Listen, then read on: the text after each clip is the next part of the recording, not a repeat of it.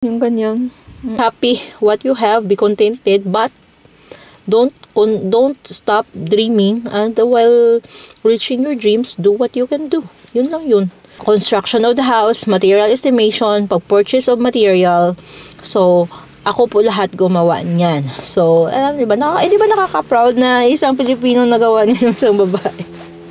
Isang babaeng Pinay. Construction worker, di ba? So, akala ng iba, pinamana naman kasi kaya nagkabahay. Hindi po. Kasi kahit anong mga pamana, kung hindi mo naman talaga ginawa, wala din mangyayari sa buhay. Kailangan din talaga natin ng financial literacy when it comes to mga budgeting. So, plus minus lang naman yun, but it is very important na hindi ka negative. So,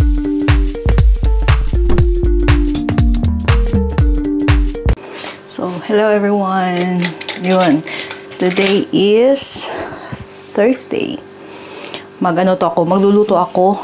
Kagagaling na namin sa school ni Bea. Not kagagaling. But after nung schooling niya, balik sa bahay, nagbihis ako ng pajama. Back to pajama kasi I want to feel comfortable.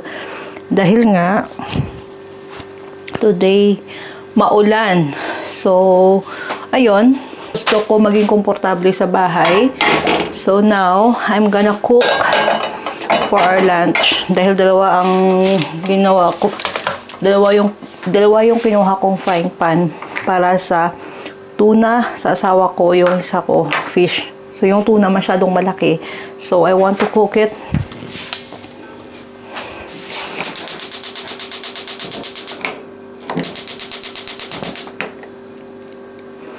I want to cook it na sabay-sabay. So, yun. So, since naman, nilagyan ko siya ng, naging siya, maputla, dahil nilagyan ko ng lemon. So, since, ano ba to? Tabingi. Okay. More tabingi. Okay. So, since yung asawa ko ay hindi naman as usual, hindi kumakain ng rice. So, I prepare also this, how do you call this?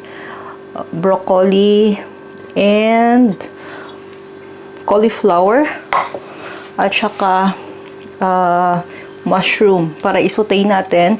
Iano lang natin to pang pares natin sa kanyang tuna.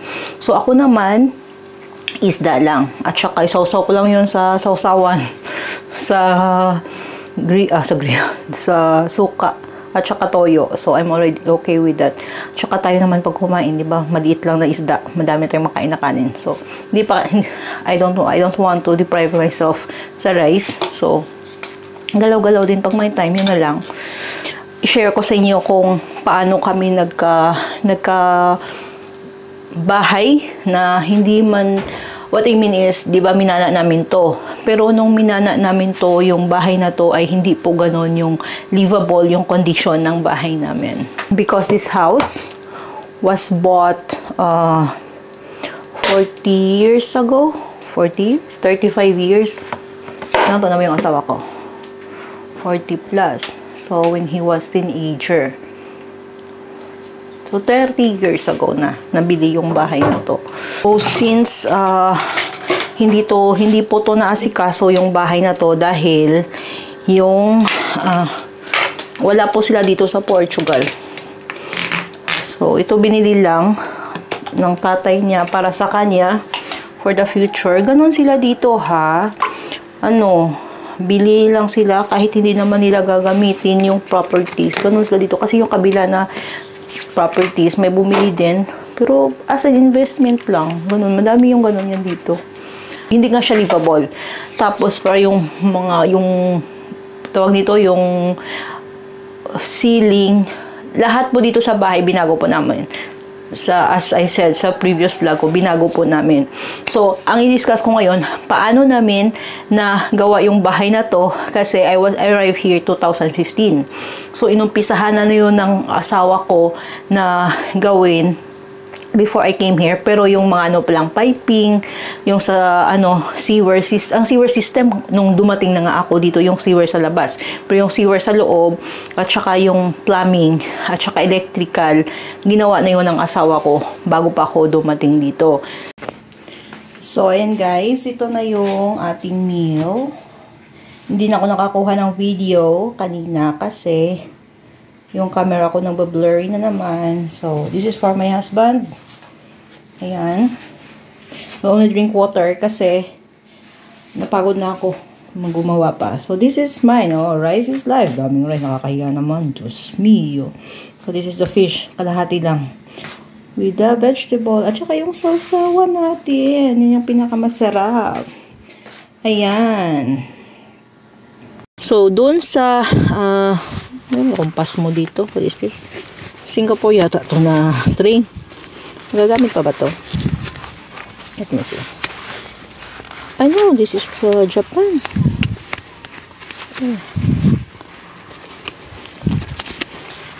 This is for him. This is pass mo in Japan, ha? Train ticket in Japan. But, anyway, yung mga natin, paano namin na budget yung pera. So, first, yung you should really know how to list down the things na mga source ng income nyo. So, when you plan, kung may mga plano kayong bilhin. So, last like what we did in our house. No 2 years na nag-ano ako doon, na nasa bahay kami nila. So, we saved money as much as we can dahil wala naman kami masyadong expenses.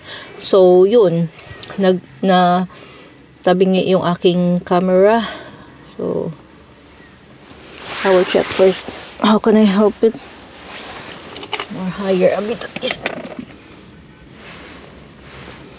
So, anyway, paano po yung amin naman, saan nanggagaling yung aming mga na-save na money, na wala akong work. Tapos, when I came here kasi, wala naman akong dalang extra na amount para, I don't have extra amount in my pocket. Tapos, yung asawa ko din, pagdating niya dito sa Portugal, as in, start from 0 talaga kaming dalawa.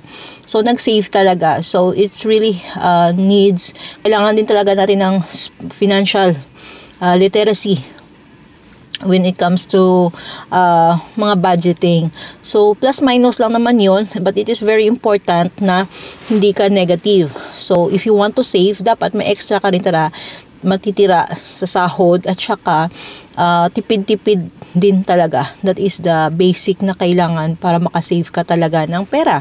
Tinototal ko yung lahat ng source ng money namin, at saka mga expenses namin.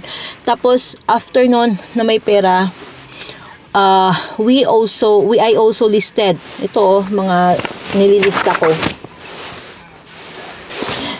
ko po. For example, yung kailangan namin, yung wood at saka tile, magkano yung mga expenses, na magkano yung pera na kailangan. Tapos, the time, kailangan namin ng new car tire. So, nililista ko po lahat, car insurance, lahat ng mga namin, mga expenses every month. Tapos, mina-minus mo yon, kasi yun ang realidad ng buhay eh. Hindi naman yung nanaginip ka lang, I want to have this, I want to have that, but you don't have source of income. Wala kang savings, at saka gastos ka ng gastos. So, where are you going to get those money na kailanganin mo? So, you really need to know how to budget yung pinanggalingan at saka yung pagkakagastusan mo. So, every month, nalilista talaga ako ng mga kailangan, mga expenses namin, kahit yung mga konti-konti lang. Kahit, even it's like for example, 30 euros, 20 euros, 20 euros. Pero pag isumatotal mo kasi yan sa isang buwan, sobrang dami na yan. So like for example, nagbili ka ng grocery. 10 ngayon, 10 bukas, 10 yung ganun. 'Di ba? Pero pag itotal mo yon, try to check yung mga expenses. Dapat po maging maging aware kayo sa expenses. Kasi minsan akala mo it's okay, it's sale, it's only 30 euros. Tapos dinabukasan naman may nakita ka, it's okay, it's 20 euros. Pero pag tinotal mo yun sa isang buwan yung mga expenses mo na maliit lang, malaki na yon. So if you save those na mga unnecessary things naman, makikita mo talaga siya. So like that. So tapos after nun, I also list ng mga kailanganin na namin. Yun nga, sinabi ko, yung kailangan namin sa wood tile or sa mga sa roof tile, tapos electrical installation kasi hindi kami nagbayad sa installation kasi the entire house kasi yung asawa ko yung gumawa. Pero yung license na electrician na nag-install nung mismong main na kinokonektahan ng electricity from outside to inside the house, siya yung gumawa. So mahal kasi yung dito yung hourly ng isang electrician. So we need to calculate that also to add in our expenses. Tapos yung bintana, yung mga floor na wood, tsaka lahat. Tapos, nung na namin yung mga expenses sa bahay, nililista din namin yung this one. Like for example, mga future na gusto mong bilhin. Yung pag-example, na-foresee na namin, okay, this month we will be this transfer to the house. Tapos, yung anong mga una naming bibilhin, yung pinaka-priority. So, yung priority namin, ang una talagang binili namin is yung dining table. Yun yung pinakauna na binili namin dyan sa bahay. So, tapos, actually may kami sa bed. Kami nag-allocate ng money, how much sa bed. Pero hindi po kami bumili ng bed. Yung bed po ay ginawa namin mag-asawa din. Yung remaining wood ng aming floor, yun ang ginawa namin. At saka yung remaining na mga main beam sa house, din yun ang ginawa naming frame. At saka yung flooring ng bed is from the wood floor, the same na material. So, napaka-heavy ng bed na yun. So, the next na binili namin ay yung sofa. Bumili kami ng sofa, tapos yung mattress. Yung mattress kasi, we don't buy the cheapest one. We buy the mattress or mattress na yung foam sa bed, the most comfortable na pag uwi mo naman is you are relaxed talaga kasi yung asawa ko hindi yan comfortable sa foam lang kasi di ba sa weight nila marireach nila yung bottom ng bed, yung ng bed. So ganyan. So yung heater, yun, nag-allocate din kami for heater, yung water heater, tapos yung heater na distribution. What is this heater distribution? Why do I have that? Then oven, tapos warm water heater. So mga ganyan, electric installation. Basta nililista lahat yon. So kung itotal mo, makikita mo ito pa pala yung mga money na kailangan ko. So doon mo talaga masasabi na okay, I need to save this. Tapos ma-foresee mo na. For example, if you know naman ang amount ng mga salary, so you can already foresee, okay, this month we can buy this, we can buy that. So, yun yung realidad ng buhay. So, you should know kung kailan ka gumastos, ano yung bibilihin mo, at saka kailan mo siya, paano ka makasave. Doon mo talaga siya malalaman. Kaya, very important talaga yung literacy when it comes to financial literacy. Kasi, sobrang help sa life na kailangan mo. Kasi minsan tayo, pag may nakita malaking pera, okay, I want to buy this, I want to buy that, and the next day, kulang pa pala yung pera mo na, yung for the entire month na kailanganin mo sa bahay nyo. Diba? Parang ganun. Tapos yun, so, I'm so cautious when it comes to expenses. Kahit sa mga pagkain, kahit mga, magkano lang yan, I always have to check.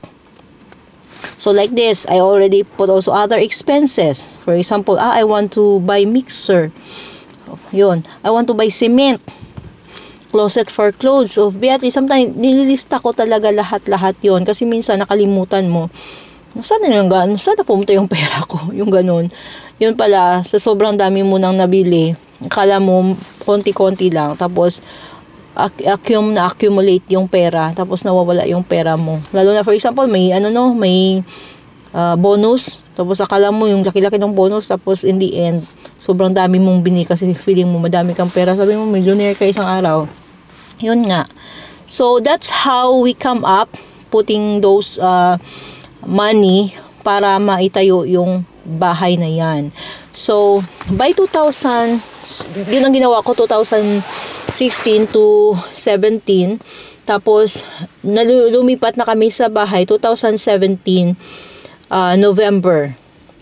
hindi pa po tapos yung November 2 is the exact date na lumipat kami sa bahay, 2017. Hindi pa po tapos yung ceiling, tapos lumipat na kami. So, wala pa kaming electricity because at that time, I thought na lalagyan na kami ng electricity. It was winter. 3 months po kami tumira sa bahay na walang electricity. So, yung makikita akala ng iba, ganun, ganito, dahil binigay ng bahay, hindi po ganun nangyayari sa buhay natin. Kung hindi po kami kumilos, wala po kaming masariling bahay hanggang ngayon. Kahit pa sabihin natin binigay yan, pero hindi po kasi livable yung bahay na yan. Tsaka lahat, inulit yan, electricity, lahat ng mga part. Ang natira lang talaga dyan, hanggang ngayon ay yung wall ng bahay na yan, including the glasses outside, some. So, pero most of the, ng bahay, roof, ceiling, floors, especially the kitchen, kung makikita nyo po yun dati, yung ngayon. That's why I'm proud of that kitchen. Kahit for you, ganyan na yung itsura ng kitchen namin. But if you will see the previous kitchen, kung anong itsura niyan, masasabi mo, ba, nagagawa niya yan? Yes, nagawa ko po yun. Kahit buntis ako, sinira ko yung mga doon, old stones. Tsaka nagawa ko yung kitchen na yan, counter na yan, dahil ako po talaga gumawa ng counter na yan. Wala pong counter dyan, yung kitchen na yan. So yeah, so those things na minsan, feeling mo, you can do those things pag may goal ka at motivated ka talaga na gawin yung mga bagay na yan. Kasi kung hindi ka motivated, actually to tell you, yung bahay na yan, no one will expect na magagawa namin yan sa status ng bahay na yan. Sobrang sira po talaga yung bahay na yan. So yan, so akala ng iba, pinamana naman kasi kaya nagkabahay. Hindi po. Pinaghirapan po talaga namin yung bahay na yan. Kahit kayo sabihin mo ganyan yung bahay namin, but at least pinaghirapan po. At saka yung sweat, blood, sweat, money, lahat. Sa amin po, lahat nanggaling yan. Yung ganyan. Kasi kahit anong mga pamana, kung hindi mo naman talaga ginawa, wala din mangyayari sa buhay. So yun. So I hope you will be inspired naman sa nagagawa namin na kahit papano we have our own house without paying mortgages every month, kasi sa totoo lang sa panahon ngayon lalong tumaas yung mortgage ng bahay. So I'm happy we are free of that. Wala kaming binabayaran every month. So it's really a big relief for us na nakatira ka, 'di ba? Na wala kang inaalala na bayarin. So yeah. So yun yung nangyari. So the next time, sabi ko nga, I want also to make a video about how I build those house, how I planned. Kasi I really planned those house na dinodrawing ko yun sa AutoCAD. I make a planning, I make the drawing, tapos kung anong gagawin ko. Para sa material estimation din kasi yon. Kasi needed din yung dapat knowledgeable ka rin sa pag-estimate ng material, kasi yung pag-estimate ko ng material is really exact. Like the tile, alam nyo ba ilang piraso lang yung natitira ang ang allowance? 3 lang yata yung natira doon sa tile na ni-replace na nilagay namin. Tapos sa wood, yung natira lang sa wood is yung ginamit din namin sa bed. So has in talaga yan, plus minus, I don't know how many percent, basta konti-konti lang talaga yung allowance ko na nilagay ko for those materials na estimate ko sa bahay. So when it comes to material estimation, ako din kasi gumawa material estimation, and then material estimation pag purchasing, construction of the house, material estimation pag purchase of material. So ako po lahat gumawa niyan. So, di ba nakaka-proud na isang Pilipino nagawa niya yung isang babae. Isang babaeng Pinay. Construction worker, di ba? For me, I'm proud kasi I'm raising the flag of the Philippines here. At least hindi naman yun sa in other way na masama yung nagiging natin as a Filipino, di ba? Yung masama yung image na nadala ko sa isang lugar. I'm already proud of that. So, kasi minsan, kung anong tingin nila sa isang tao, yun na yung magiging nila sa Pilipino. So, at least, ako naman, in positive way, nadala ko yung pangalan ng Pilipinas na maganda-ganda naman. So, yun. Na masipag naman tayo dito. Tapos, yun nga, as in before talaga, hindi nyo ma-imagine hindi magawa yung bahay na yun. Madami nga nagsasabi, para yung Noah's Ark, that it's really impossible to make. Ganun yung nangyayari sa bahay actually namin. So yeah, that's life.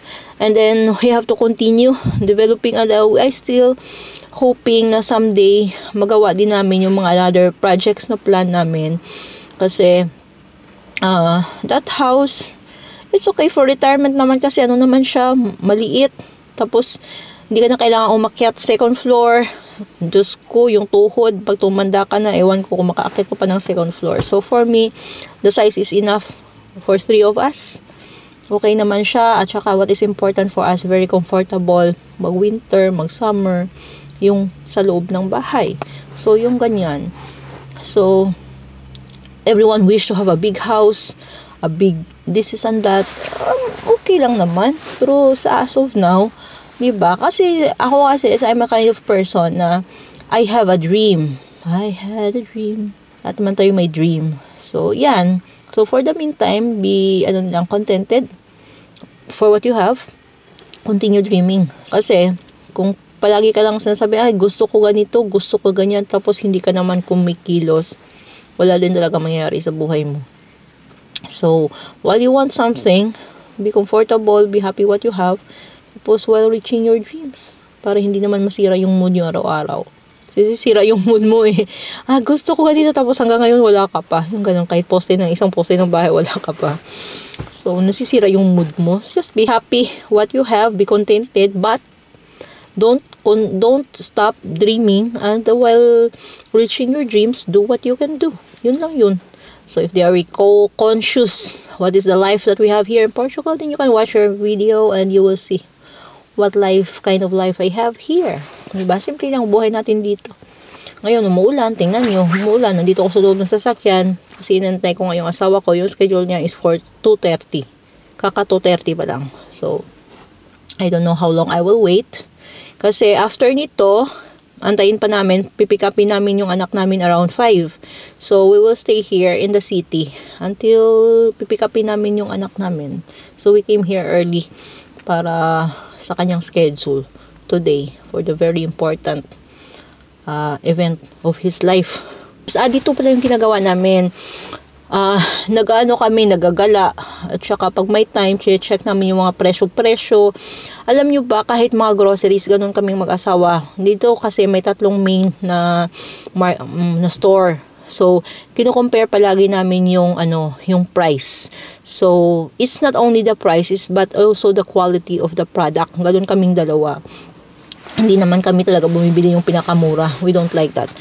We like more na, at least na-enjoy din namin sa sarili yung product. Ganun kaming dalawa. We don't always buy the cheapest. So, it's not our thing. So, anyway, yeah, ganyan. Ganyan lang. Dapat maging cautious kayo. Tapos, pag nabili nyo na, ganyan, nilalagay ko ng check. Kung nagawa ko siya. Tapos yung, basta, don't always, every month, mag-list kayo. Kung ano yung mga